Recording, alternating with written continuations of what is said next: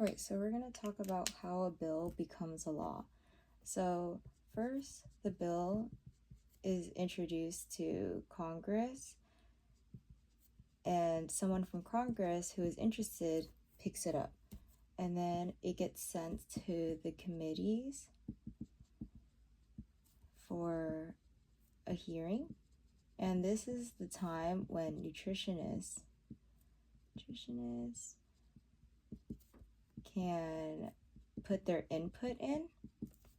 And once that's approved, it gets edited. So it kind of gets edited. Or the bill gets edited. And this is known as like the markup phase. So once it's approved, it'll go to the House and Senate. So the House and the Senate kind of talk it out, and they kind of see if they're all both on the same page. But if they disagree, then they're gonna have to do a joint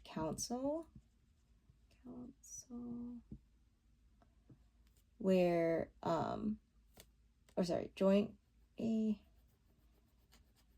it's called a joint conference committee. And this is like the time to make a compromise, hash things out, and once they agree, they're gonna have to do a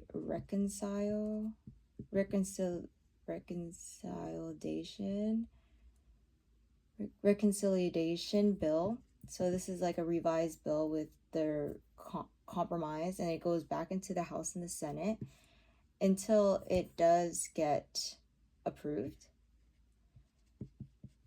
and then it gets sent to the president,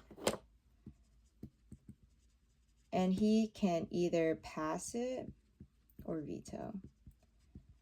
And let's say it passes. So once it passes, then you can request funding, and this one is known as the appropriation bill.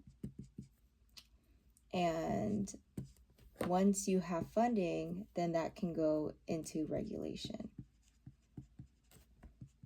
And this can be sent to like the FDA or USDA, and then they would write that regulation, and then it'd be able to operate